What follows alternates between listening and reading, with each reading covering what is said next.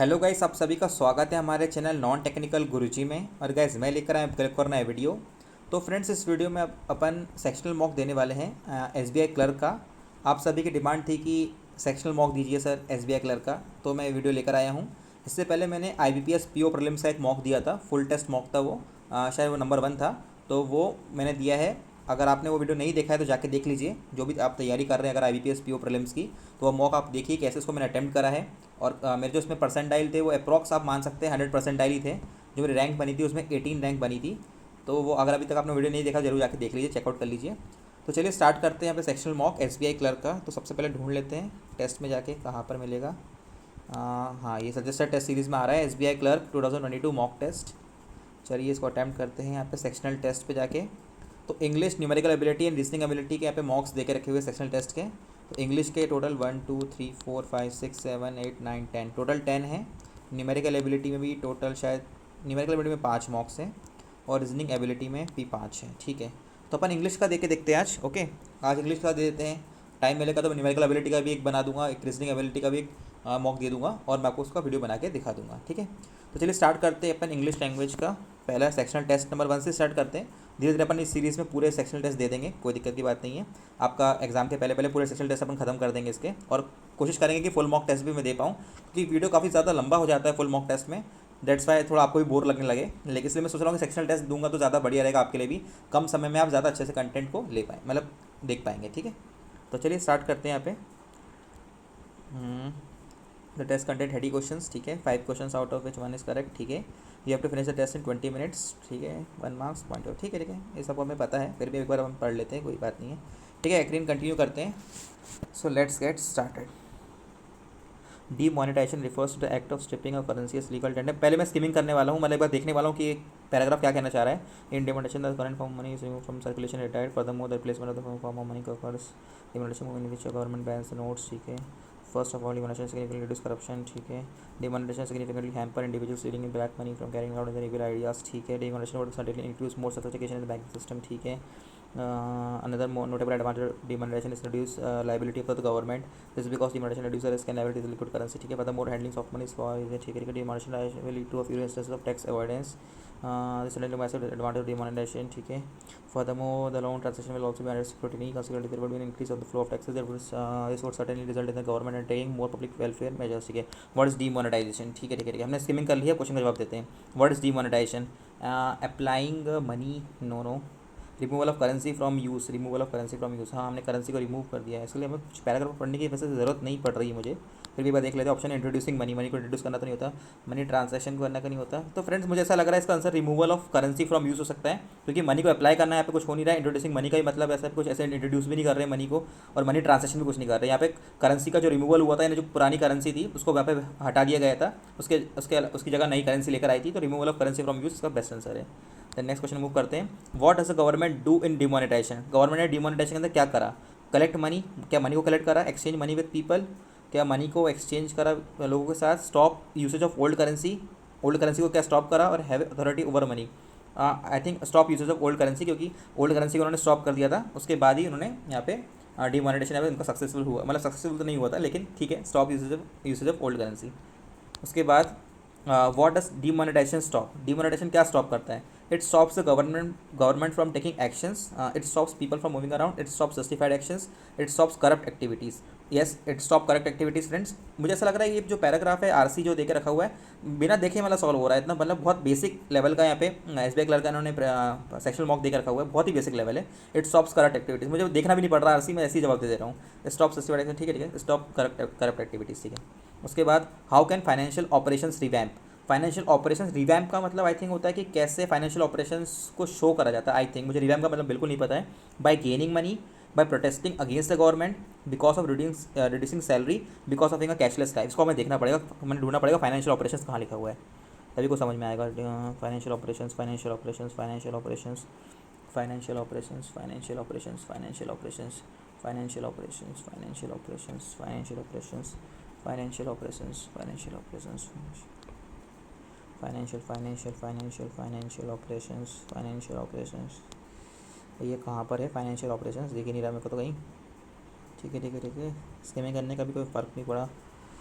मतलब नहीं हुआ ना। फाइनेंशियल ऑपरेशंस, हाँ मिल गया फ्रेंड्स। यहाँ पे फाइनेंशियल ऑपरेशन देखो, यहाँ पे दिया हुआ है, इसके अंदर दिया हुआ फाइनेंशियल ऑपरेशंस देखा है, credit and revamping of financial operations यहाँ पे देकर रखा हुआ है, ठीक है। तो यहाँ पे moving in the cashless direction would mean better access to credit and revamping of financial operations. यानी कह रहे हैं कि कैशलेस डायरेक्शन की तरफ अगर आप मूव करोगे तो उसका मतलब यहाँ पे फाइनेंशियल ऑपरेशंस की रिवैम्पिंग होगी, ऐसा कुछ यहाँ पे कहना चाह रहा है। यानी कुल मिला के कैशलेस डायरेक्शन के बारे में दे रहा है। तो bye gaining money by protesting against the government नहीं होगा, because of reducing salary, because of having a cashless life. Cashless life, और वहाँ पे क्या था एक्चुअली, वहाँ पे कुछ ऐसी कुछ कैशलेस करके ही था, आई थिंक कैशलेस करके ही कुछ था, तो कैशलेस लाइफ हम लगा देते हैं बिकॉज ऑफ कैशलेस लाइफ, ठीक है। उसके बाद बात करते हैं नेक्स्ट क्वेश्चन की। अरे क्या हो गया। Find a word from the passage which means the state of being legally responsible for something. ऐसी कोई चीज़ जो लीगली रिस्पॉन्सिबल होती है किसी के लिए। इम्यूनिटी, असेसमेंट, एग्जामिशन, लाइबिलिटी और ट्रेजन। इम्यूनिटी तो नहीं होगी एटलीस्ट, ये तो मतलब नहीं हो सकती किसी भी लीगली रिस्पॉन्सिबल। असेसमेंट तो चलो अलग चीज़ होती है, एग्जामिशन किसी चीज़ से हटा देना। लाइबिलिटी हो सकता है the state of being legally responsible for something. ऐसी स्टेट जहाँ पे हम किसी के लिए लीगली रिस्पॉन्सिबल करते हैं, लाइबिलिटी हम किसी पर डिपेंड करते हैं, लीगली रिस्पॉन्सिबल फॉर समथिंग, ठीक है, लाइबिलिटी हो सकता है, ठीक है, ठीक है। मतलब ये हमें हमारी ज़रूरत की चीज़ है, लाइबिलिटी का मतलब यही होता है ना, हमें कोई ज़रूरत की चीज़ है तो लीगली रिस्पॉन्सिबल फॉर समथिंग हो सकता है, ठीक है। ट्रेजन का मतलब मुझे नहीं पता क्या होता है, इतनी भी इंग्लिश नहीं आती मुझे। What is the antonym for the word avoidance. Avoidance का एंटोनिम क्या होता है, अवॉइड करना, अवॉइडेंस एक बार देख लेते हैं। Avoidance, demonetisation will lead to a fewer instance of tax avoidance. जो डिमोनेटाइजेशन होता है उसका यहाँ पे टैक्स अवॉइडेंस के बारे में यहाँ पे कुछ बताना चाह रहा है, लेड टू, है ना। तो अवॉइडेंस का उल्टा एस्पिरेशन, एस्पायर करना, अवॉइड करना, एस्पायर करना हो सकता है। रिस्ट्रेंट नहीं, डॉज, डॉज मतलब तो ये होता है ना कि मतलब थोड़ा सा किसी को चिढ़ाना विराना या थोड़ा किसी को हिट करना, यही होता है डॉज।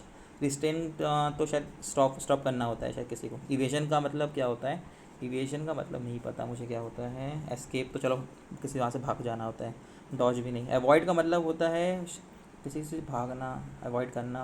और एस्पिरेशन, हाँ एस्पिरेशन इसका आंसर हो सकता है क्योंकि एस्पायर करना है, एस्पिरेशन करना इसका अपोजिट हो सकता है, एंटोनिम हो सकता है। मे बी एस्पिरेशन का आंसर है, मुझे थोड़ा कन्फ्यूजन है एस्पिरेशन में। रेस्टोरेंट तो चलो एक अलग चीज़ हो गई, मतलब रेस्टोरेंट तो स्टॉप करना ही होता है, तो स्टॉप और अवॉइडेंस तो लगभग सेम ही हो गया ना, तो एस्पिरेशन इसका आंसर हो सकता है, ठीक है। उसके बाद बात करते हैं नेक्स्ट क्वेश्चन की। Right another word for the underlined word in the given sentence of the passage, this would certainly result in government undertaking more public welfare measures, ठीक है। मतलब ये कह रहा है कि अंडरटेकिंग का मतलब ऐसा कुछ और क्या क्या हो सकता है। This would certainly result in government undertaking, अच्छा यहीं लिखा हुआ है नीचे, this would certainly result in the government undertaking more public welfare events. देखो फ्रेंड्स यहाँ पे लिखा हुआ है, अरे आपको दिख ही रहा होगा यहाँ पे, हाँ ठीक है, यहाँ पे लिखा हुआ है। तो क्यों ऐसा हो रहा है, further more the loan transaction will also भी अंडर स्क्रूटिनी कॉन्सिक्वेंटली, ठीक है ठीक है। अंडरटेकिंग का मतलब होता है शायद स्कीम, स्कीम नेगलेक्ट करना, तो अंडरटेकिंग नहीं हो सकता, गवर्नमेंट नेगलेक्ट कर दे more public welfare of measures को नहीं। फॉरगो मतलब क्या होता है, फॉरगॉट होता है क्या, शायद छोड़ देना, लीव करना हो सकता है मेरी। फॉरगो का मतलब मुझे नहीं पता, शायद किसी को छोड़ देना होता है, नेगलेक्ट भी छोड़ देना होता है। रिस्पॉन्सिबल मतलब किसी के ऊपर रिस्पॉन्सिबिलिटी लेना, ठीक है। नन ऑफ द स्कीम हो सकता है, गवर्नमेंट स्कीम इसका आंसर लग रहा है मुझे, स्कीम लग रहा है क्योंकि गवर्नमेंट स्कीम यहाँ पे काम करी। This will certainly result in government scheme, scheme इसका आंसर लगता है, मोर पब्लिक वेलफेयर मेजर्स, ठीक है। उसके बाद बात करते हैं वाई वुड गवर्नमेंट भी undertaking more public welfares. Why would, मुझे थोड़ा टाइम फ्रेंड्स पढ़ के मतलब थोड़ा समय इसलिए ज़्यादा लग रहा है क्योंकि मेरे को बताना भी है आपको कि मैं क्या एक्चुअली क्या यहाँ पे क्वेश्चन में देख रहा हूँ, क्या सोच रहा हूँ उसके बारे में, क्वेश्चन के बारे में, और क्या क्या नेगलेक्ट कर रहा हूँ, तो वो बताना ज़रूरी है, इसलिए मुझे थोड़ा टाइम लग रहा है। नहीं तो ये मैं आप मान लीजिए इसके आधे मिनट में ही कर लेता, मैं जितना मुझे अभी समय लगा उससे कम आधे समय में मैं इस क्वेश्चन को करके आगे बढ़ जाता। वाई वुड गवर्नमेंट भी अंडरटेकिंग मोर public welfares, people respond well, public welfares के लिए गवर्नमेंट अंडरटेकिंग क्यों है। यहाँ पे लिखा होता है further more the loan transaction will also भी अंडर स्क्रूटिनी, मतलब जो लोन ट्रांजेक्शन होते हैं वो भी अंडर स्क्रूटिनी रहते हैं, that's why there would be an increase in the flow of taxes, इसलिए टैक्सेस का जो फ्लो हो रहा है वो यहाँ पे बढ़ रहा है। अच्छा अच्छा, तो पीपल रिस्पॉन्डिंग वेल नहीं हो सकता। Good relationship between the government and the people नहीं हो सकता। Government is form nicely, government is form नहीं। There would be a flow of taxes to undertake public welfare, देखो यहाँ पे फ्रेंड्स लिखा भी हुआ था, मैंने टैक्सेस का बताया था ना भी आपको, मैंने कहा था, ये देखो further more the loan transaction will be also under scrutiny consequently there would be an increase in the flow of taxes, लिखा हुआ ना, there would be an increase in the flow of taxes, यही बता रहा है कि there would be a flow of taxes to undertake public welfare, ठीक है। तो ये गवर्नमेंट का आंसर हो जाएगा। मतलब अब नाउ आगे स्पॉट द एरर डायरेक्शन, इसमें मुझे ग्रामर बिल्कुल भी नहीं आती है। मेरी जो रीडिंग आरसी है वो काफ़ी ज़्यादा अच्छी है, मैंने बहुत प्रैक्टिस करी है आरसी की, क्योंकि मेरा थोड़ा बैकग्राउंड भी सीबीएसई वाला रहा है, तो मैंने बहुत रीडिंग करी है, मुझे रीडिंग करना बहुत अच्छा लगता था। तो मैं बिल्कुल ग्रामर का यूज़ नहीं करता, थोड़ा बहुत बेसिक मुझे टेंसेस का नॉलेज है, तो मैं उसी के थ्रू वहाँ पे सॉल्व करने की कोशिश करता हूँ। Womens now represent almost 50% of the workforce in any company but they are still under represented at every level. Womens now represent almost, womens की स्पेलिंग मुझे देख के गलत लग रही है, विमेन होता है एक्चुअली, विमेन की स्पेलिंग होती है WOMEN, विमेन का मतलब होता है बहुत सारी महिलाएं, और वुमेन्स तो एक्चुअली वर्ड ही मैंने बहुत ऑड लग रहा है देखने में, ठीक है, विमेन होता है, बहुत सारी महिलाएं विमेन है, क्योंकि बहुत सारी महिलाओं के बारे में बात हो रही है यहाँ पे, वर्क फोर्स के 50% तो वर्क फोर्स जो होती है किसी भी कंपनी में, तो बहुत सारी महिलाएं के बारे में बात हो रही है, तो विमेन आएगा इसका आंसर, तो वुमेन्स तो नहीं होगा, तो ए में एरर है। ठीक है, नेक्स्ट करते हैं। He immediately resigned from his job in which neither facilities nor respect were given. उसने तुरंत रिज़ाइन कर दिया किसी जॉब से। He immediately resign from his job in which neither facilities और मतलब और nor respect were given, nor respect were given मतलब neither facilities nor respect were given, मतलब ऐसा कुछ ठीक है यहाँ पे, ऐसा कुछ खास तो नहीं लग रहा है यहाँ पे।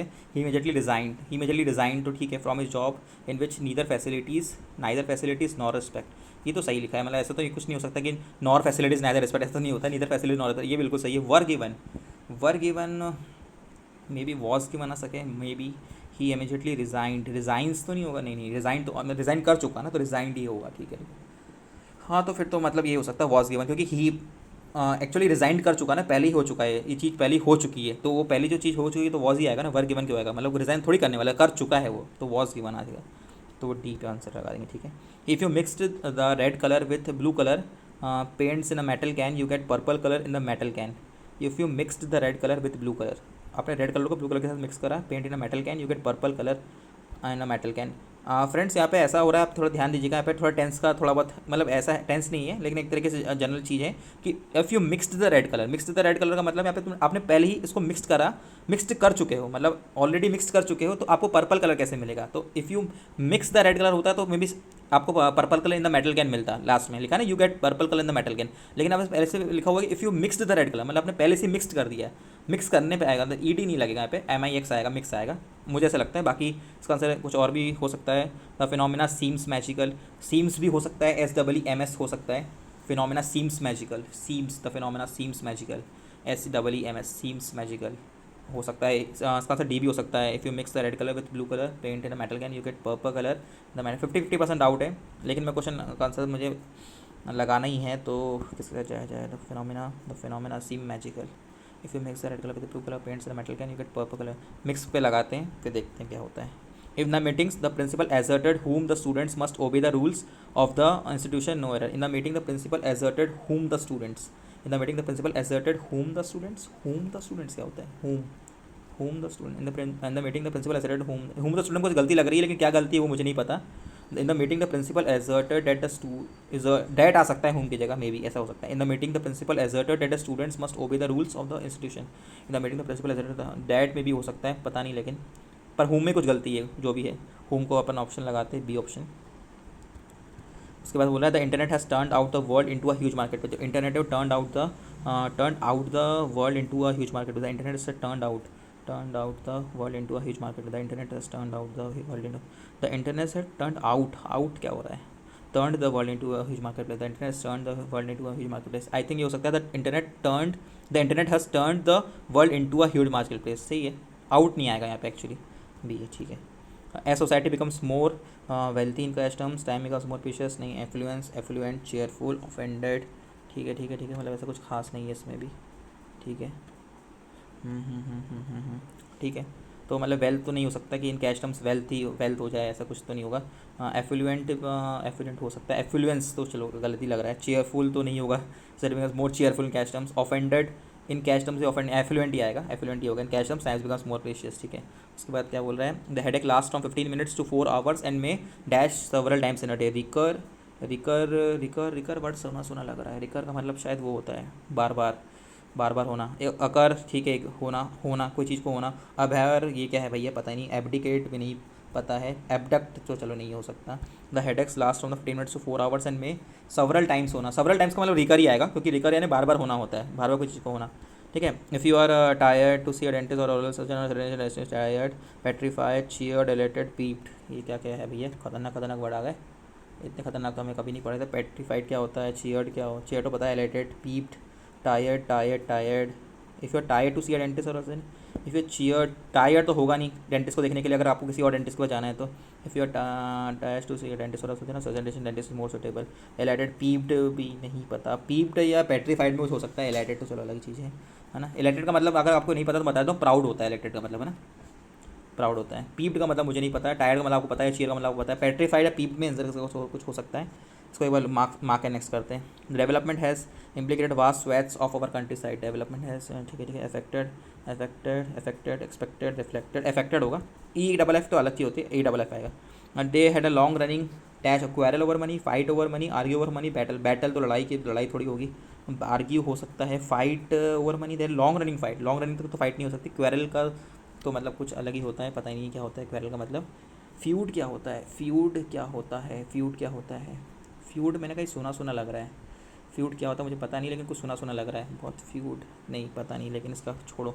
फाइट आर्ग्यू बैटल छोड़ो नहीं पता है, इसका अपन लगा देते हैं। क्या लग रहा था इसका, पेट्रीफाइड है, पीप में से कुछ लग रहा था ना, पेट्रीफाइड है। If you are petrified to say test, if you are peeved क्या अजीब से लग रहा है, नेगेटिव वर्ड है, पेट्रीफाइड हो सकता है। छोड़ो इसका भैया मुझे नहीं पता क्या होता है फ्यूड का मतलब, मुझे थोड़ा याद आता है लेकिन पता नहीं क्या होता है फ्यूड। इसका आंसर मे बी फ्यूड या फिर फाइट हो सकता है, या आर्ग्यू भी हो सकता है, कुछ पता नहीं है। The tennis coach was very unyielding with Serena and me when we first joined her practice. The tennis coach was very unyielding with Serena, जो टेनिस कोच था वो अनयील्ड था Serena and me when you join her practice. अरे unyielding with Serena, आए तो नहीं होगा for me towards Serena, नहीं, नो करेक्शन होगा, सही है। Rohan as well as Gaurav are arriving at a airport very soon. Are arriving क्या होता है, दो बंद, Rohan as well as Gaurav, चलो एज वेल एज आ गया ना, is arriving. The opening of the bank sector to the corporate sector has been work in progress for almost a decade now. Work in progress सही लिखा ना। Work on progress क्या होता है, working in progress क्या होता है, work on progressive क्या होता है, work yes no improvement, work in progress सही लगा था मेरे को तो। अरे आ गया, अरे वाह, ऐसे तो भैया क्लोज से समझ आता है। In India a depository participant is described as an agent of the depository, they are the between the depository and investor. एक बार पूरा पढ़ लेता हूँ मैं जल्दी कि कहना क्या चाह रहा है एक बार, तो उससे क्या थोड़ी अंडरस्टैंडिंग अच्छी बढ़ जाती कि एक्चुअली मतलब पूरा बोलना क्या चाह रहा है। पूरा relation between the DPs and the depositories by an agreement made with to under depository in levels and the DP is an entity of, ठीक है। ऐसे भी एक as per the report of this act DP can offer depository return only after certificate of registration of same depository with registered methods agent called depository participants, ठीक है। पहला क्या बोल रहा है, in India a depository participant described as an agent of the depository, they are the customers between the deposit, they are the pattern, they are intermediates between depository, they are the intermediaries between the intermediaries आएगा, arrangement subordinate नहीं होगा, ठीक है। select the most the relationship between the DPs and the depository is governed by an agreement, is cooperated, is impeded, is encouraged, is accelerated। Agreement अगर government के साथ होगा तो गवर्नमेंट ही आएगा मे भी, ठीक है। बाय एग्रीमेंट, ठीक है। In a strictly legal sense a DP is an entity who is purchase as such with SEBI under purchase adjusted appreciated abrupt registered. SEBI के साथ रजिस्टर्ड होता है, सेबी रजिस्टर्ड, ठीक है, सेबी रजिस्टर्ड होगा, ठीक है। फोर्थ क्या बोल रहा है, as per the provision of this act DP can offer depository related product services suggestions.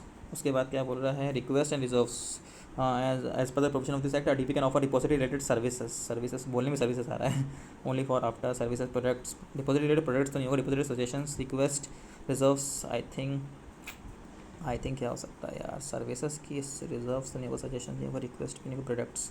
Deposit DP can offer क्या करता है, प्रोडक्ट्स ऑफर करेगा, डिपॉजिटरी सर्विस ही ऑफर करेगा, जनरल बात है, ठीक है।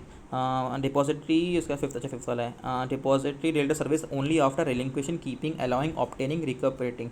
रिलिंक्विशन का मतलब मुझे नहीं पता, कीप करके रखना, only after keeping a certificate of registration, keeping of certificate, allowing a certificate नहीं, ऑब्टेनिंग का मतलब होता है लेके रखना, ऑब्टेन करना, only after certificate of registration से भी। हाँ, अगर आपको as per the provision of act provision के हिसाब से, एक्ट के प्रोविजन के हिसाब से, अगर डीपी जो होता है डिपॉजिटरी जो पार्टिसिपेंट जो भी होता है ऑफर डिपॉजिटरी रिलेटेड सर्विस करता है only after obtaining a certificate of registration से भी, ठीक है। उसके बाद क्या बोल रहा है, depository dash with its investor through its agents called depository participants, depositories interact socialises, ठीक है, इंटरैक्ट सोशलाइजर्स, एमएलगेमेट्स क्या होता है, आर्ग्यूस उसके बस, ठीक है। डिपॉजिटरी क्या करेगी, इन्वेस्टर के साथ through it agent call depository पर, डिपॉजिटरीज आर्ग्यू तो करेगी नहीं, डिस्क्राइबल, एमएलगेट का पता नहीं, सोशलाइज नहीं कर, इंटरैक्ट हो सकता है। Deposit interacts with investors through its agents call depository participant, ठीक है।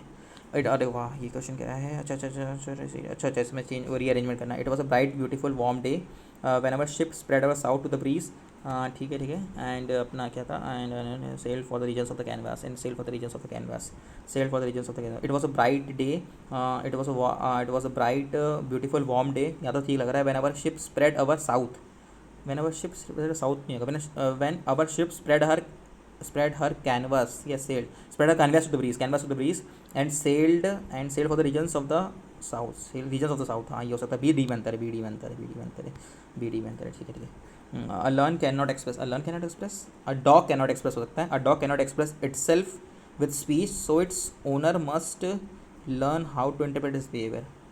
अच्छा हाँ ये हो सकता है, ये हो सकता है, फिर से पढ़ के देख लेते हैं एक बार। A dog can not express, a dog can not express itself with speech, a dog can not express itself with speech so its owner must learn how to interpret its behaviour, so its owner must learn how to, हाँ A D बनता है, ठीक है ठीक है ठीक है।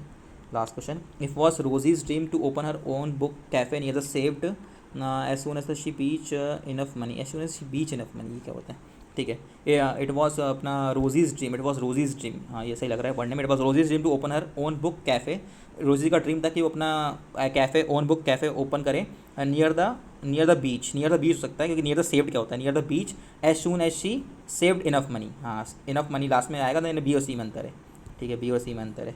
फिर से बात देख लेते हैं।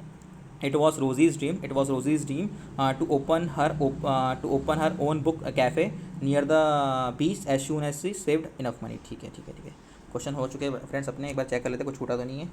18 क्वेश्चन, अरे 16 मार्क करा था अपन ने, हाँ हाँ अच्छा मार्क दे दिया क्या सर, पेट्रीफाइड, इसमें डाउट लग रहा है लेकिन आपको समझ में नहीं आ रहा, मैंने तुक्का लगाया, सीधी बात है, तुक्का ही लगा है, क्या करें, कभी भी तुक्का लगाना पड़ता है। They had in long running dash over money, they had long running dash over money क्या होता है यार, फ्यूड क्वेरल तो नहीं होगा, फाइट ओवर मनी, बहुत समय से फाइट करे जा रहे हैं, long running fight over money हो सकता है, आर्ग्यू ओवर मनी, आर्ग्यू बहुत समय से आर्ग्यू करे जा रहे हैं, लॉन्ग रनिंग आर्ग्यू हो सकता है, बैटल तो चलो नहीं होगा, बैटल तो मतलब खतरनाक ही जाता है, वो युद्ध टाइप का हो जाएगा, फाइट आर्ग्यू फ्यूड, भैया कुछ नहीं समझ में आ रहा है, बिल्कुल पल्ले नहीं पड़ रहा क्या होगा, फाइट भी हो सकता है, आर्ग्यू भी हो सकता है, और फ्यूड पता नहीं क्या है, फ्यूड का मतलब ही नहीं पता है मुझे, फ्यूड का मतलब पता होता तो मैं सोच लेता शायद फ्यूड लगा दूँ, क्वेरल नहीं, ठीक है, they had long running feud over money, quarrel over money, fight, they had long running fight over money. छोड़ो फ्रेंड्स, एक आध क्वेश्चन छोड़ भी देना चाहिए, ठीक है। 29 क्वेश्चन हुए हैं, देखते कितने मार्क्स आते हैं भगवान, अच्छी एक्यूरेसी तो लग रही है, देखते कितने आते हैं। Analyse your performance, oh my God 29 out of 30, rank 6, काश यार वो एक उसका सॉल्यूशन पता चल होता क्या था, उसका फाइट था कि आर्ग्यू था क्या था। 99.98 परसेंटाइल बने हैं, अटैम्प्टेड 29/30, एक्यूरेसी 100% की है। चलो एटलीस्ट चलो मैं उसको गलत तो अटैम्प्ट नहीं करा, नहीं तो एक्यूरेसी बिगड़ जाती, मुझे वैसे भी उसका आंसर नहीं पता था।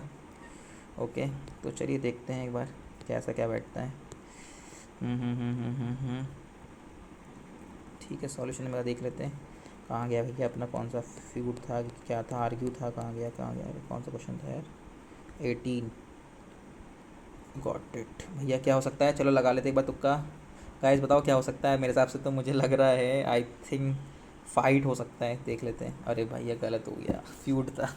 फ्यूड क्या होता है भैया, फ्यूड क्या होता है, फ्यूड बोल रहा है, feud means a prolonged and bitter quarrel और डिस्प्यूट, फ्यूड को ही डिस्प्यूट कहते हैं भैया, इतना नहीं, इतनी इंग्लिश नहीं आती, फ्यूड को डिस्प्यूट कहते हैं। They had a long running feud over money, पता नहीं क्या, they had long running, fight क्यों नहीं हुआ भाई, फाइट का मतलब क्या बता दिया, to use physical strength guns weapons, अरे भैया इतनी, battle a fight specially between armies in war, ठीक है चलो बैटल तो पता था नहीं हो। Quarrel mean an argument or not something that can last for 2 decades, quarrel heated argument होता है क्वेरल का मतलब, ठीक है ठीक है ठीक है ठीक है फ्रेंड्स, एक आध क्वेश्चन चल जाता है, कोई बड़ी बात नहीं है, एक आध, अब इतना भी अपन कोई वो नहीं है खतरनाक कि 30 और 30 लेकर आ जाए, लेकिन काफ़ी अच्छा गया टेस्ट, अच्छी रैंक भी अच्छी आई है।